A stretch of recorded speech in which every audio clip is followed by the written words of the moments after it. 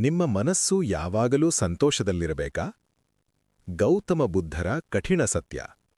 ನಾನು ಯಾವಾಗಲೂ ಸಂತೋಷವಾಗಿರಬೇಕು. ಇದು ಪ್ರತಿಯೊಬ್ಬರ ಮನಸ್ಸಿನ ಆಂತರಿಕ ಆಸೆ. ಆದರೆ ಬುದ್ಧರ ಕಠಿಣ ಸತ್ಯ ಏನು ಗೊತ್ತಾ? ಜೀವನದಲ್ಲಿ ಸದಾ ಸಂತೋಷ ಸಾಧ್ಯವಿಲ್ಲ, ಆದರೆ ಸದಾ ಶಾಂತಿ ಸಾಧ್ಯ. 1. ಜೀವನವೇ ಅನಿತ್ಯ. ಬುದ್ಧರು ಹೇಳುತ್ತಾರೆ, ಎಲ್ಲವೂ ಬದಲಾಗುತ್ತದೆ. ಸಂತೋಷವೂ ಬದಲಾಗುತ್ತದೆ, ದುಃಖವೂ ಬದಲಾಗುತ್ತದೆ. ನೀನು ಸಂತೋಷವನ್ನು ಹಿಡಿದುಕೊಳ್ಳಲು ಪ್ರಯತ್ನಿಸಿದಷ್ಟು ಅದು ಕೈಚೆಲ್ಲಿ ಜಾರಿಬಿಡುತ್ತದೆ. ಅದರ ಕಾರಣವೇ ಅನಿತ್ಯತೆ. 2. ಆಸೆ = ಅಸಮಾಧಾನ.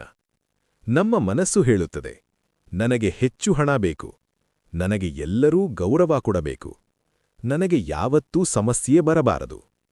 ಆದರೆ ಬುದ್ಧರ ಸತ್ಯ ಏನು? ಅತಿಯಾದ ಆಸೆಯೇ ದುಃಖದ ಮೂಲ.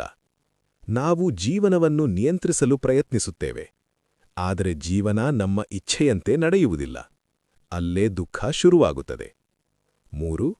ಸಂತೋಷವನ್ನು ಹುಡುಕಬೇಡ, ಶಾಂತಿಯನ್ನು ಹುಡುಕು. ಸಂತೋಷವೂ ಒಂದು ಭಾವನೆ. ಅದು ಬರುತ್ತದೆ, ಹೋಗುತ್ತದೆ. ಆದರೆ ಶಾಂತಿ ಒಂದು ಸ್ಥಿತಿ. ನೀನು ಒಳಗಿನಿಂದ ಸ್ಥಿರನಾದರೆ ಹೊರಗಿನ ಗಾಳಿ ನಿನ್ನನ್ನು ಅಲುಗಾಡಿಸಲಾರದು. ಬುದ್ಧರು ಹೇಳುತ್ತಾರೆ, ಮನಸ್ಸನ್ನು ಜಯಿಸಿದವನು ಲೋಕವನ್ನೇ ಜಯಿಸಿದವನು. 4. ದುಃಖವನ್ನೇ ಒಪ್ಪಿಕೊಂಡಾಗ ಸಂತೋಷ ಬರುತ್ತದೆ. ನೀನು ದುಃಖವನ್ನು ತಳ್ಳಲು ಪ್ರಯತ್ನಿಸಿದರೆ ಅದು ಹೆಚ್ಚುತ್ತದೆ. ಆದರೆ ನೀನು ಅದನ್ನು ಒಪ್ಪಿಕೊಂಡರೆ ಅದು ಶಕ್ತಿಯಾಗಿ ಬದಲಾಗುತ್ತದೆ. ದುಃಖವೂ ಒಂದು ಗುರು. ಅದು ನಮಗೆ ಪಾಠ ಕಲಿಸುತ್ತದೆ. 5. ಕಠಿಣ ಸತ್ಯ. ಜೀವನದಲ್ಲಿ ಸಮಸ್ಯೆಗಳು ಇರುತ್ತದೆ. ಜನರು ನಿನ್ನನ್ನು ತಪ್ಪಾಗಿ ಅರ್ಥಮಾಡಿಕೊಳ್ಳುತ್ತಾರೆ. ನಿನಗೆ ಇಷ್ಟವಾದವರು ಕೂಡ ದೂರವಾಗಬಹುದು. ಆದರೆ ಇವುಗಳ ನಡುವೆ ನಿನ್ನ ಮನಸ್ಸು ಶಾಂತವಾಗಿರಲು ಕಲಿತರೆ ಅದೇ ನಿಜವಾದ ಸಂತೋಷ. ನಿನ್ನ ಮನಸ್ಸು ಯಾವಾಗಲೂ ಖುಷಿಯಾಗಿರಲಾರದು, ಆದರೆ ಅದು ಯಾವಾಗಲೂ ಜಾಗೃತವಾಗಿರಬಹುದು. ಸಂತೋಷವನ್ನು ಬೆನ್ನಟ್ಟಬೇಡ, ಜಾಗೃತಿಯನ್ನು ಬೆಳೆಸು. ಆಗ ದುಃಖವೂ ನಿನ್ನನ್ನು ಮುರಿಯುವುದಿಲ್ಲ, ಸಂತೋಷವೂ ನಿನ್ನನ್ನು ಮರುಳು ಮಾಡುವುದಿಲ್ಲ. ನಿಮ್ಮ ಮನಸ್ಸು ಯಾವಾಗಲೂ ಸಂತೋಷದಲ್ಲಿರಬೇಕಾ? ಗೌತಮ ಬುದ್ಧರ ಇನ್ನಷ್ಟು ಕಠಿಣ ಸತ್ಯಗಳು. ಹಿಂದಿನ ಭಾಗದಲ್ಲಿ ನಾವು ಸಂತೋಷ ಮತ್ತು ಶಾಂತಿಯ ಬಗ್ಗೆ ನೋಡಿದ್ದೇವೆ. ಈಗ ಇನ್ನಷ್ಟು ಆಳವಾಗಿ ಹೋಗೋಣ. 6. ನಿರೀಕ್ಷೆ ಕಡಿಮೆ ಮಾಡಿದಷ್ಟು ನೋವು ಕಡಿಮೆ. ನಾವು ಎಲ್ಲರಿಂದಲೂ ಏನೋ ನಿರೀಕ್ಷೆ ಇಡುತ್ತೇವೆ. ಸ್ನೇಹಿತರಿಂದ ನಿಷ್ಠೆ, ಕುಟುಂಬದಿಂದ ಅರ್ಥಮಾಡಿಕೊಳ್ಳುವುದು, ಸಮಾಜದಿಂದ ಗೌರವ. ಆದರೆ ಬುದ್ಧರ ಕಠಿಣ ಸತ್ಯ ಏನು? ನಿರೀಕ್ಷೆ ಹೆಚ್ಚಿದ್ದರೆ ನಿರಾಶೆ ಹೆಚ್ಚು. ನೀನು ಕೊಡುವುದನ್ನು ಕೊಡು, ಆದರೆ ಅದಕ್ಕೆ ಪ್ರತಿಫಲ ಕಡ್ಡಾಯ ಅಂದುಕೊಳ್ಳಬೇಡ. ಅಲ್ಲೇ ಮನಸ್ಸಿನ ಶಾಂತಿ ಹುಟ್ಟುತ್ತದೆ. 7. ಹೋಲಿಕೆ ಸಂತೋಷದ ಕಳ್ಳ. ನೀನು ನಿನ್ನ ಜೀವನವನ್ನು ಇತರರೊಂದಿಗೆ ಹೋಲಿಸುತ್ತೀಯಾ? ಅವನು ಹೆಚ್ಚು ಹಣ ಸಂಪಾದಿಸುತ್ತಾನೆ, ಅವಳಿಗೆ ಹೆಚ್ಚು ಫಾಲೋವರ್ಸ್ ಇವೆ. ಇದು ಮನಸ್ಸಿಗೆ ವಿಷ. ಬುದ್ಧರು ಹೇಳುತ್ತಾರೆ, ನಿನ್ನ ದಾರಿ ನಿನ್ನದೇ, ಇತರರ ದಾರಿ ಅವರದೇ. ಹೋಲಿಕೆಯನ್ನು ನಿಲ್ಲಿಸಿದಾಗ ನಿನ್ನ ಮನಸ್ಸು ಹಗುರವಾಗುತ್ತದೆ. 8. ಒಂಟಿತನವನ್ನು ಭಯಪಡಬೇಡ. ಬಹಳ ಜನ ಒಂಟಿತನವನ್ನು ದುಃಖವೆಂದು ಅಂದುಕೊಳ್ಳುತ್ತಾರೆ. ಆದರೆ ಒಂಟಿತನವೇ ನಿನ್ನ ಮನಸ್ಸನ್ನು ತಿಳಿಯುವ ಸಮಯ. ಶಾಂತವಾಗಿ ಕೂತು ನಿನ್ನ ಉಸಿರನ್ನು ಗಮನಿಸು. ನಿನ್ನ ಆಲೋಚನೆಗಳನ್ನು ಕೇವಲ ನೋಡುತ್ತಿರು.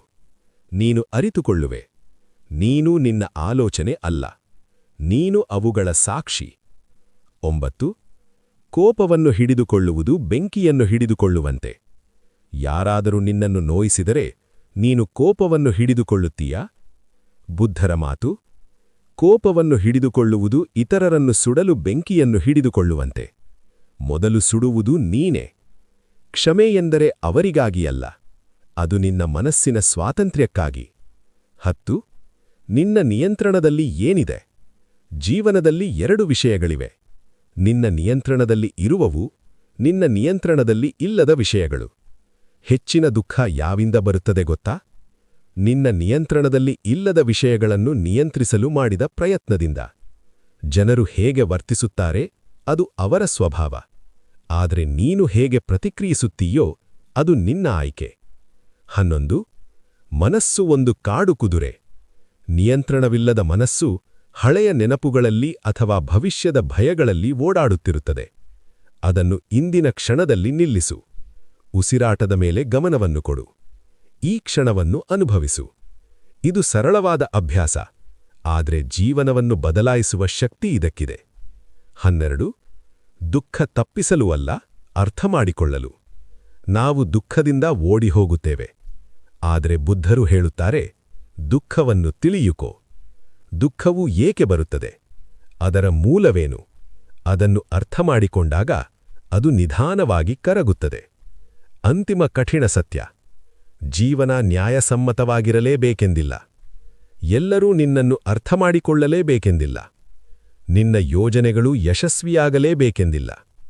ಆದರೆ ನೀನು ಶಾಂತವಾಗಿರಬಹುದು, ನೀನು ಜಾಗೃತನಾಗಿರಬಹುದು, ನೀನು ಒಳಗಿನಿಂದ ಬಲಿಷ್ಠನಾಗಿರಬಹುದು.